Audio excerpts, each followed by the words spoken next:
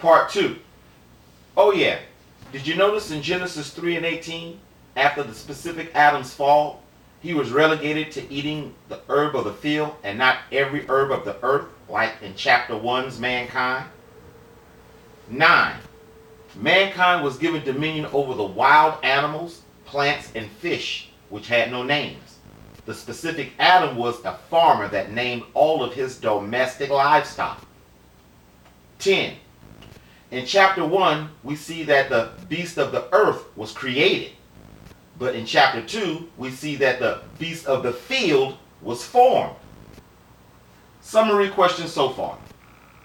Why would Yah make a man and tell him to subdue the whole earth, eat of every seed-bearing tree he could find, and replenish the earth, and then turn right around and put that same man into a garden to tend and protect it, give him restrictions on what to eat, and replenishing the earth is out of the question because he is guarding his garden?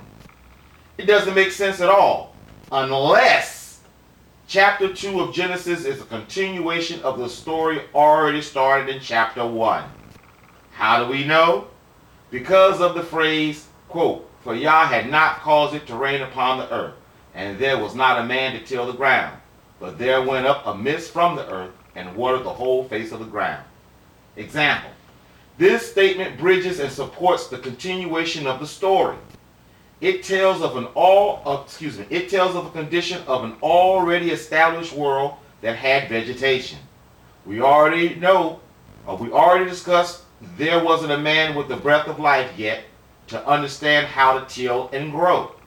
I think everyone on earth will admit, history dictates the Aboriginal Europeans were cave dwellers and raw meat eaters for quite some time.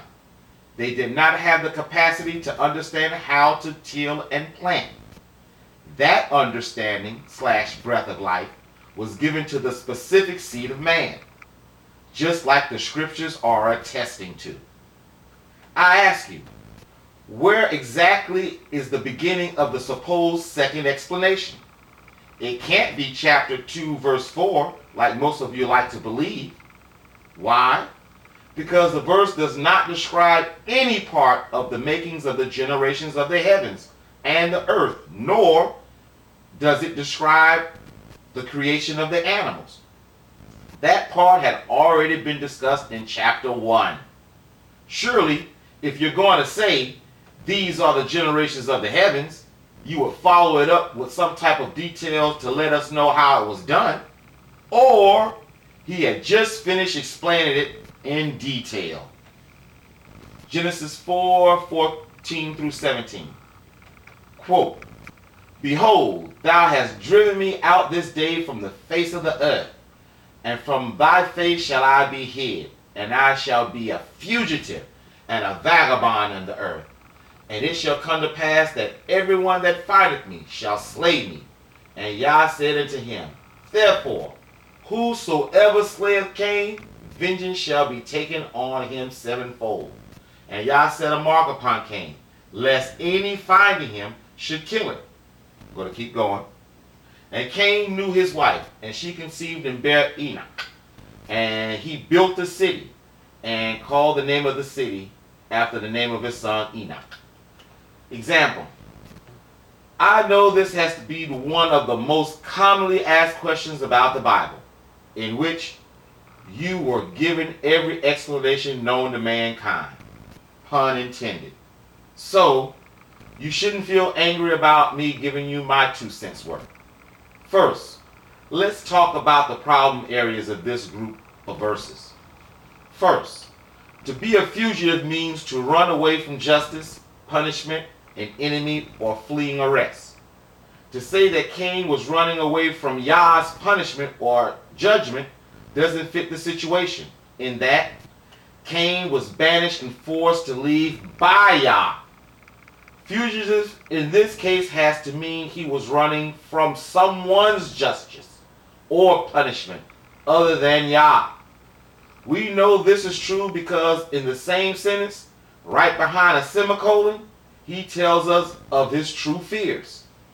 2, quote, "Everyone that fighteth me shall slay me." Example, who was Cain worried about if there were only 3 people on the earth at the time? I know there are many sister theories out there that will have you assume things on the verge of blasphemy. But looking at the context of what Cain is saying, he didn't have a doubt that there were other people in the earth other than his kinfolk.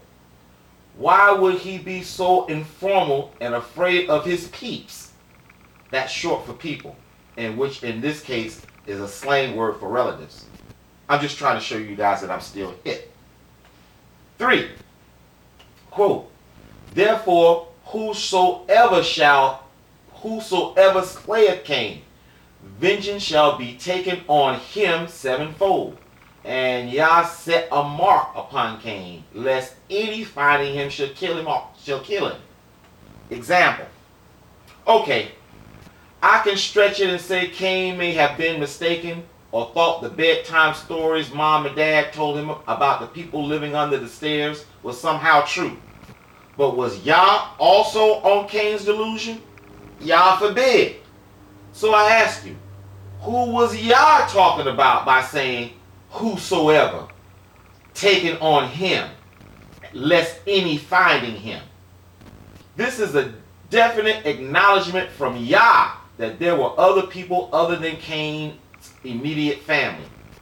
Why do I say this? Because Yah had to set a mark on Cain to distinguish him from the other mankind. Are we to think that his relatives did not know what he looked like? Let's take it further. I'm sure the legend of Cain would have preceded him no matter how much incest you guys think was going on at the time. They would still be his family, passing down stories just like the way it used to be. Heck, if it is true that it was Lamech that killed Cain in Genesis 4:23-24, family word of mouth was in full effect, seeing that even Lamech knew about Cain and his vengeance curse.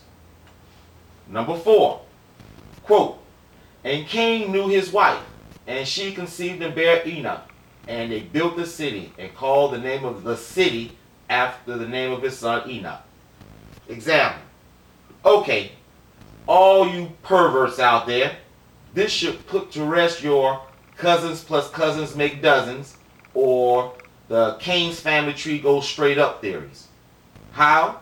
Because this shows that there were enough people on earth as a whole at the time to find the need/desire to build a city. Surely he would not build a city for just 3 people, wife, kid, and himself, and a couple of homegirl cousins. Remember, Cain was in the wilderness in the east of Eden, banished from the folds of family by Yah. Where did his wife come from? If it was his sister, did he drag her along on the onset of his banishment? Or did he just so happen to find her wandering in the land of Nod, east of Eden? Was she a mail order bride? Any answer other than another mankind on earth made you assume like hell to achieve it. I am trying to form a theme in the beginning because it will be so very important into understanding the inevitable events in the end. Genesis 11:7. Quote, go to, let us go down, and there confound their language. Example. This is just one more example of Yah, along with the Elohim taking action. Notice he didn't say, let me go down there and do this. No, he said, let us go down and do our thing. He wanted help. Tell me again, gentle strangers, why is it so hard to fathom the thought of the angels creating mankind through the will of the Creator? And the Creator forming the specific atom. In fact, like I said much earlier in the book, if the angels have free will as we suspect, then it could be said they did not need Yah's permission to create a being. Now hold on now, before you go to picking up stones. Why do I say such things? Because feeble mankind has thrown their hats into the arena and the area of creativity, seeing that they have already found the key to creating a substance out of nothing.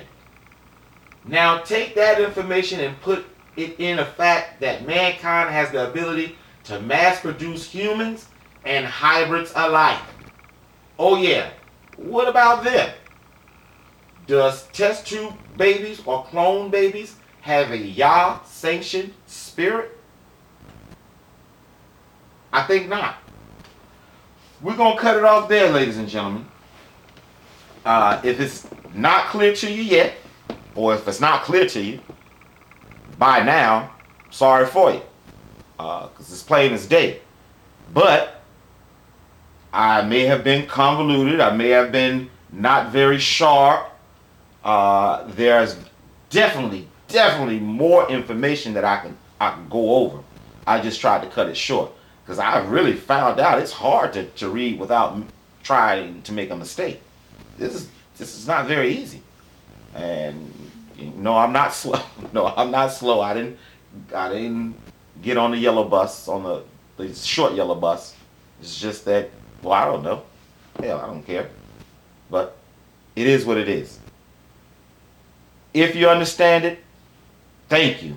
If you don't, and you need for me to clarify, say something about it. If you just don't understand and you don't give a damn, sorry for you. All right? Thank you for listening. And as always, look for the next video.